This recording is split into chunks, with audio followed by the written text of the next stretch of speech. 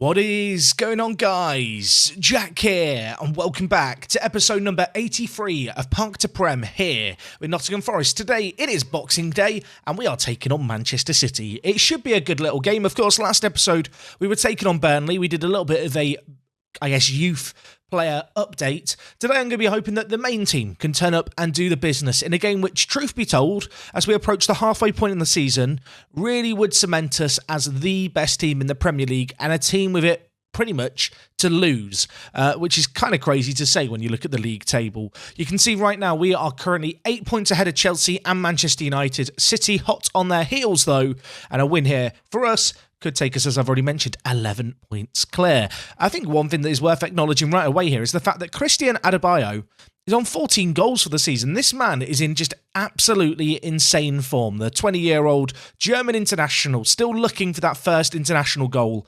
He's been absolutely sensational. He is playing amazingly. And by comparison, Gonzalez, he's playing slightly less amazingly. 5 goals in 12 Premier League starts. A player who has been very, very good for many, many years. A super consistent performer who, it always feels like, turned up. So far this year, as we approach the halfway point, he's been pretty disappointing to the point where you kind of have to wonder, is the crown being passed on? Is Adebayo the future? I mean, when you compare them head to head here, you would still argue that Gonzalez has the kind of edge. But as we know with Football Manager, you can't really just compare two players directly by ability and decide who to pick. You know, there is more factors than just the numbers in front of us here. Form, morale, age, potential, they all play a role. And I don't want to say this too loudly, but Adebayo, he might be kind of fizzling away. I mean, he's 27. That's too old for me. If you play Football Manager, you know, player hits 27. I know they're technically in their prime now. They're too old at that point. Get the kids in and let them play. I don't know. I shouldn't say all of it. I feel like I'm cussing out a god here, really, with Gonzalez, a player who's been the driving force behind our success. And I'm not really showing him a lot of, respect. Elsewhere, you can see Erk dominating the highest average rating and assists, not just within our team, but within the Premier League as well. 7.59 rating for Erk, 10 assists. The next closest is 7.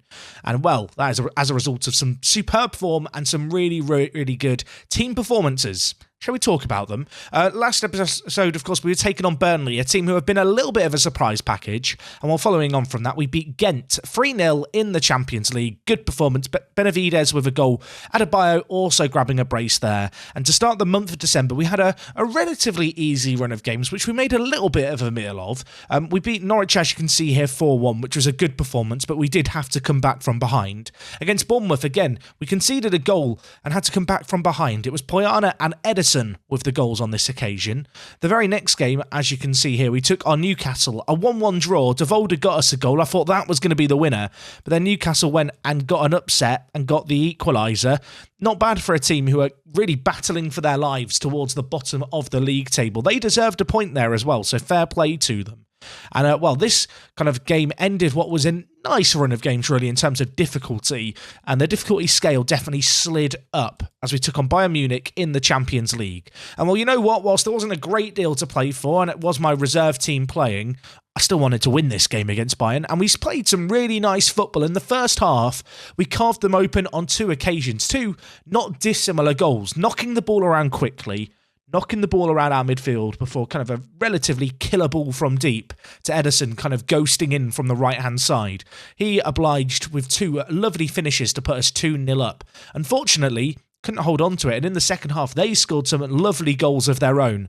Jorn Berg scored the first for Bayern, smashed into the top corner before Mark Ametti grabbed an equaliser, and, that was the game. 2-2 it finished. It didn't matter because, a draw was fine by us. But you know what? To go ahead like that and then to concede 2 did feel a little disappointing. Anyway, the next game we had was against Spurs. It was in the Premier League. It was at home, and we won this one 3-1. They took the lead in this game in the first half through Mortellaro. He was threaded through. Piotr caught somewhat out of position, and he curled it into the bottom corner really nicely. There's some superb technique on the finish. The good news is for us, we have goals in us, and Ballo has some goals in him as well. He grabbed 2 in the space of 4 minutes. And while just a couple of minutes later, it was 3-1. Yes, a flurry of goals. As I mentioned, Ballo grabbed a brace. He's looked really, really good this year. I've kind of bigged him up a fair bit. And then Devolder scored from the corner spot. the corner spot. I mean, no, it's a corner D, isn't it? It's a penalty spot. The corner is like a little quarter circle. What is that called? The corner quarter circle he scored from. It was whipped in. He headed it. It was a good header by him. A player who, I don't know, he's really good in the air, but I don't think of him as being a player really good in the air, and I'm not entirely sure why. So far this year, though, he's been really key to the way that we play. He's got not 14 goals. He's got 4 goals. If he had 14 goals, that would be mental. 4 goals in 12 games. He's looking pretty good, though, is Devolder. Of course, signed from Chelsea a few years ago. Goals has never really been his thing, but so far this year, he's having a fair few of them and having a very, very good season, the defensive midfielder. Anyway, most recently we took on Arsenal in the EFL Cup quarter-final, and we made a meal of this. Some crazy, crazy goals, to be fair, by both teams. We took the lead just before half-time via Erk. His kind of fine form this season continues. But going into the second half, they scored via Carles Pla, and then not long later, they scored from a free kick, one that we didn't really deal with. Didn't exactly come directly from the free kick, but ultimately, the ball made its way to the back post. Pla volleyed it in, and that did put a little bit of pressure on us. There was a fire lit under our buttocks. And with 27 minutes left of the game, we needed to come back from 2-1 down. Could we? Would we? Well, we did. Christian Adebayo grabbed the first in the 67th minute. Really nice finish by him. And then, well, we needed a bit of magic. We needed someone to stand up and be counted. Who was going to be that man? David Lind. Brings a smile to my face when now David does some stuff. He smashed it into the top corner. Incredible finish. It finished 3-2, and with that, we are into the EFL Cup semi-final. The EFL Cup is a weird competition. I feel like we have a mixed relationship with it. We either win it or we bottle it early on. We've kind of won it, lost it, won it, lost it, won it, lost it. By the pattern here, we're going to win it again this year. Whether or not that happens, I suppose, remains to be seen. Anyway, today we're taking on Manchester City. The transfer window is going to be open in the near future. I can't say there's any one position I'm looking at thinking, yeah, I desperately need to sign a player there. But you know what? We do have a little bit of money available at our disposal, considering that the last few years we've always been kind of quite negatively in the money. It's quite nice to be at the moment in a situation where we do have plenty of money in the bank. You know, we made some big sales last season that kind of offset all the money that we'd been hemorrhaging in terms of sorting out the new stadium, which of course is still on course to be done at the end of this season. But yeah, I said it at the start of this year, I don't know where we could really improve. I think it will really be a case of hunting out any good young prospects. That's probably going to be the mission in terms of the transfer window. I'm just wondering, as I sit here, I'd criticise Gonzalez. His recent form hasn't been great. Do I want to just start Adebayo from the beginning here? I don't think I can. I think I need to keep faith with Gonzalez. It's a big game. He likes his big games. It's away from home against City. This is not an easy one. As I mentioned, this has been a bit of a tricky run of games to take on Bayern, Arsenal, Spurs. We've got Man City. We've actually got Liverpool as well, which, although they are not the Liverpool team they are in real life, are still a pretty decent team. It'd be really good if we could get a win here, and I would certainly start to look at this run of fixtures as job well done. You know, we will have got some really good results in what could have been super, super tricky games for us. Anyway, going to tell the players to play their natural game and the result will come. As you may have noticed as we went through the results, we've made a little bit of a habit lately of not really keeping clean sheets and having to fight back from behind. It's not a situation I enjoy. It's not a situation I want to be in. I want to see us seize control of games, kind of wrestle hold of them and then just hold on to those leads. Whether or not we can do it here and change that pattern, I suppose we're going to find out here. Away from home, though, at the City ground, never easy. Also worth noting, Man City signed Mefta, the Atleti forward, recently. Well, I say recently, it was this summer, for 67 million. He's been a little underwhelming so far, but he has been the difference between a City team who last year struggled and a City team this year that are actually fighting for a Champions League spot, which, yeah, well, they didn't achieve that last year. Anyway, we're looking to hit them on the counter here from the corner. Erk bringing it forward. Slide tackle goes in. Van der Voort brings it out. Oh, my word. He clears it out dangerously. But he's going to get away with that one, perhaps. I thought Erk might just nick pin and get the tackle. Unfortunately, not the case. As Cherky brings it forward. And now it's Mefta through. He will score these. He's a good finisher, that man.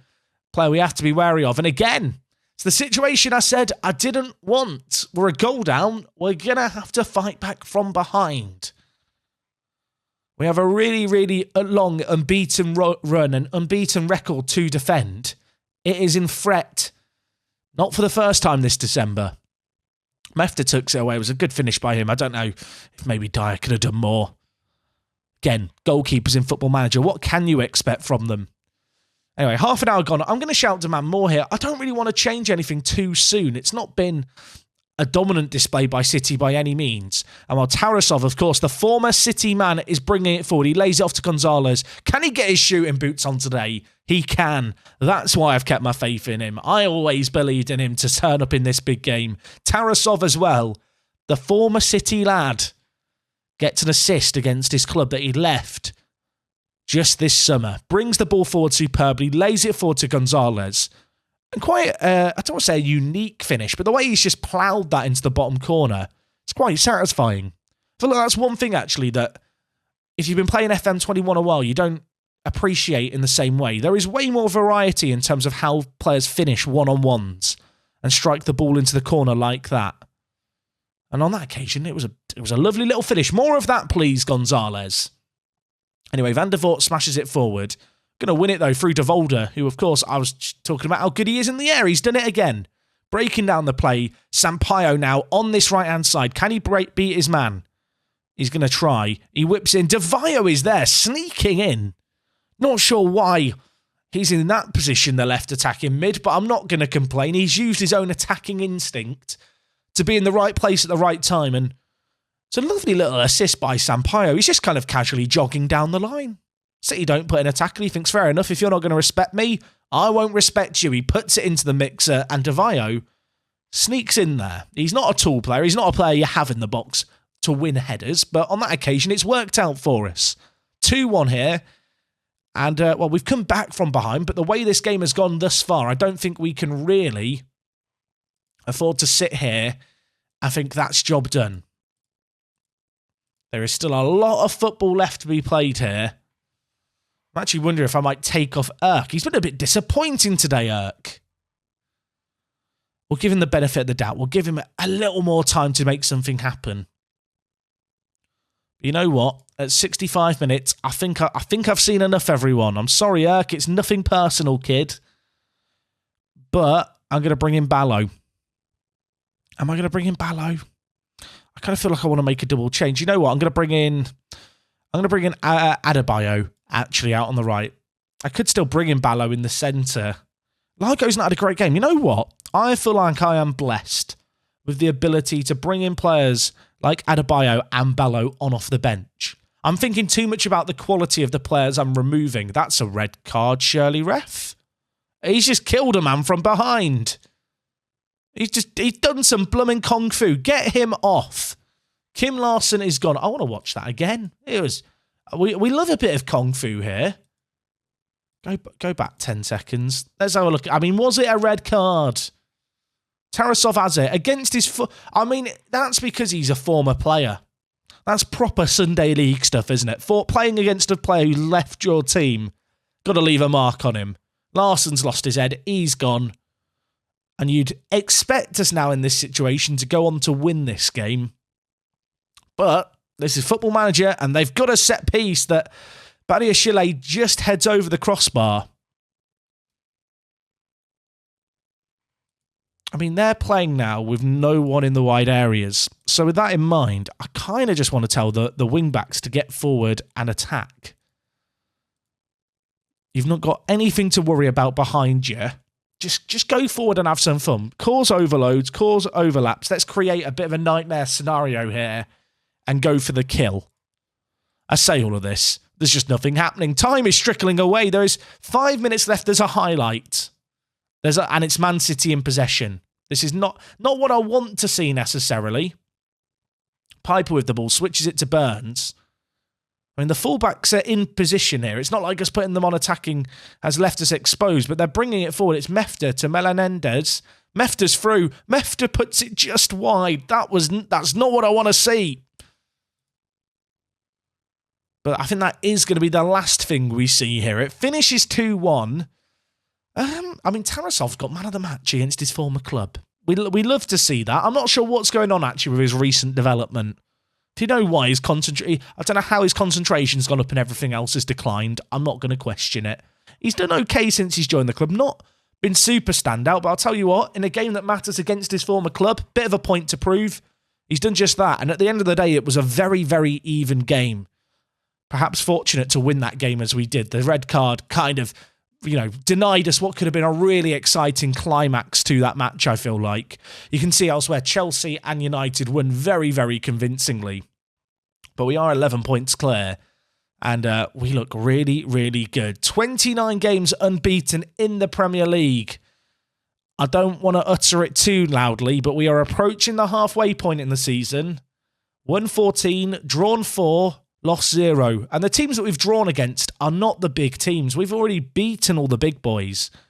So away from home against the little teams, perhaps our players showing a degree of complacency, which is just a bit of a shame, really. Hopefully, that's not a sign of things to come. I want to believe we can go unbeaten. At the same time, I don't want to get too carried away too soon just yet. Anyway, in terms of when we're going to be back next time, I think we will come back for the Champions League against Barcelona. It's in a little bit of time. I know there's the EFL Cup in the meantime. I'm going to be honest, it's the EFL Cup. I don't care massively about it. Spurs fans, I'm not going to put you through the pain of it again, of me playing in it. So what we'll do is I'm going to play forward a big chunk. I think next time we'll come back for a double header against Manchester United and Barcelona in the first leg of the Champions League. 2 away games, 2 games which are going to be fairly season-defining, you'd think.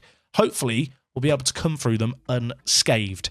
Anyway, gang, that's going to wrap up everything from me today. I do hope you've enjoyed today's episode. If you have, do make sure to drop a like on the video. It helps me out massively. Lets me know you're enjoying the videos. And until next time, it is me, Jack, and I will talk to you guys in a bit. I'm out.